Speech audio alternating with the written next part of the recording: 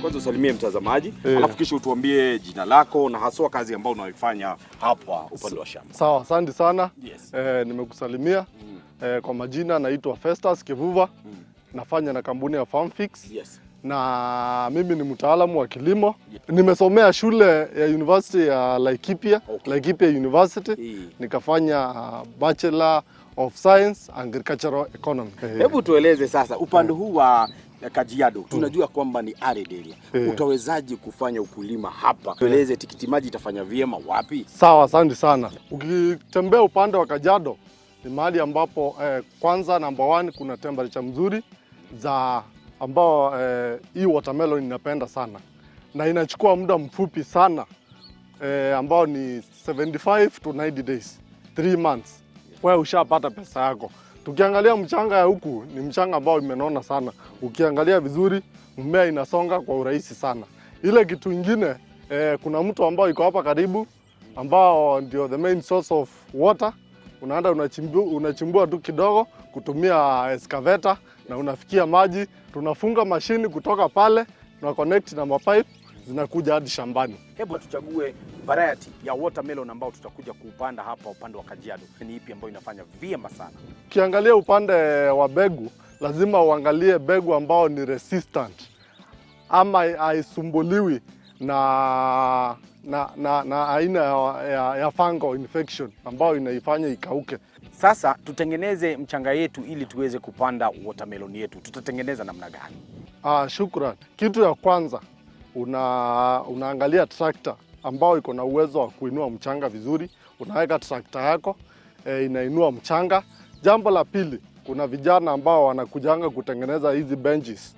Wanakuja wakitengeneza na wakivunja hizo mawe ambao ni ngumu. Ndio ile mchanga ikue fine. Yes. Ikue fine tilt. Ndio sababu wakati unapanda, wakati unaweka begu yako pale, inafaa wakati inamea, inafaa ipate kama mchanga ambao ni soft.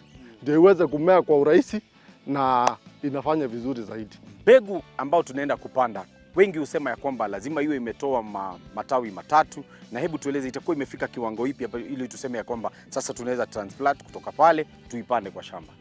Wacha niseme upande wa Kajiado sana sana hatutegemei ile begu ya plant raisers. Okay. Sisi wenyewe ukishanunua ile begu, unachukua begu yenyewe unapanda mnajua mahindi. Yes. Hiyo begu yenyewe ya watermelon yenye inakaa mahindi. Unaipanda na wakati unapanda lazima uangalie sana. Kuna upande wa juu na chini. Kwa hivyo uangalie, lazima iangalie chini. Ukiipanda unaifinya vizuri, inaingia, ndio ikuwe na urahisi wa kutokea saidi ya juu, na saidi ya chini nao ndio inatoa mizizi. Hebu tueleze zile common pests and diseases ambazo zinasumbua watermelon. Wacha niseme upande wa melon kuna wale wadudu ambao wanasumbua sana. Tukianzia na aphids, hiyo ndio changamoto ya kwanza. Ya pili ni white flies ambao pia inasumbua. Ya tatu kuna kikware ambao ni red spider mites, nazo zinasumbua sana. Na ukikuja ni upande wa kuziangamiza, kuna zile dawa ambao tuna recommend ambao inatako hao wadudu wote kwa pamoja. Vile tulikuwa tunatembea ama tukiingia hapa, nimeona kwamba ulikuwa unaangalia yale matawi ya watermelon. Hebu tueleze haswa ni nini ulikuwa umeangalia, na pia nimeona ingine yameweza kubadilisha rangi yake kutoka kijani kibichi hadi hii rangi ambayo sasa tunayoona. Hebu tueleze kwa nini yameweza kubadilika vile. Hiyo matawi ambayo umeona imebadilika rangi, hiyo ni sababu moja, imeletwa na baridi. Na baridi ni kitu kingine ambao inaletanga shida wakati umeweka pia maji na ile baridi ya usiku. Kwa hivyo ni vizuri unaangalia zile madawa ambao unatumia ndio uweze kucontrol hiyo baridi. Hiyo baridi ni aina mingi. Kuna black rots ambao inasababisha hiyo matawi yanze kuangamia. Pia kuna ugonjwa mwingine inasumbua sana kwa melon, inaitwa mosaic virus. Ni virus ambao inataka ukue makini sana. Melon inaanza kutani yellow, na usipokuwa makini sana inaweza dhuru shamba yote. Vile pia nimeweza kutembea kwa mashamba mengine, naona ya kwamba tunda limeweza kudungwa, na likidungwa linapiga musgus yaki imejipinda after kudungwa. Ni nini huleta hiyo? Ile changamoto ingine kubwa zaidi haswa upande wa Kajiado ni hiyo inaitwa melon fly. Melon fly ni ile kanyuki ambao wakati matunda ya watermelon imetoa ile maua imetoka, kunaka matunda kakitoka kakiwa kama wiki moja kanakuja kanadungwa. Sasa lazima ukue kini sana ukontrol ile melon fly, na sana sana huku upande wa Kajiado tunatumia traps na pia tunatumia hizi dawa zenye harufu ambao ukipiga inaifukuza. Sasa hiyo unapata iwezi kuja kwa shamba. Na sasa tutaje njia mwafaka ya kuweza kupatia watermelon yetu chakula iweze kufikia kiwango ambayo imefika, ili tuweze kuwa na kg mingi wakati tuna harvest. Asante sana. Wakati tumepanda watermelon yetu ikiwa 1 week, unaanza na ile DAP ya kwanza unaweka. After 2 weeks unakuja unaangalia unaweka CAN yako.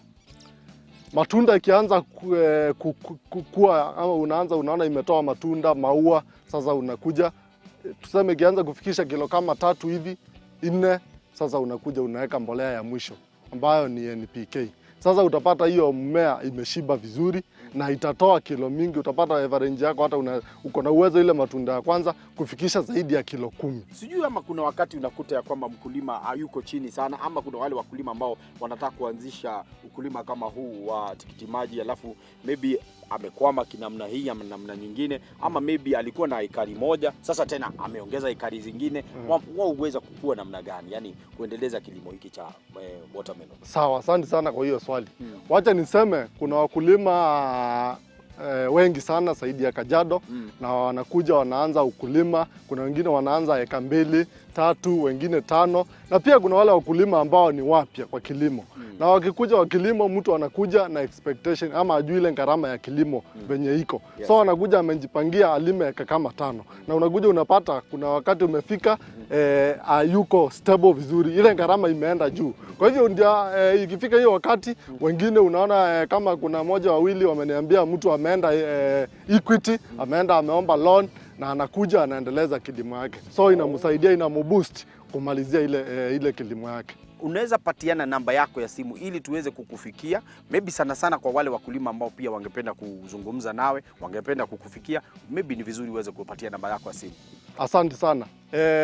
Wacha nirudie pia kwa majina. Kwa majina naitwa Festus Kivuva, nikifanya na kampuni ya Farmfix na niko located Kajiado County. Kajiado County yote ukinipigia simu, mimi natembea kwa shamba yako na kuja naangalia mmea na kuambia wapi kuna shida, inahitaji nini, kama ni feeding, unafaa uongezee nini, then kutoka hapo tunamaliza.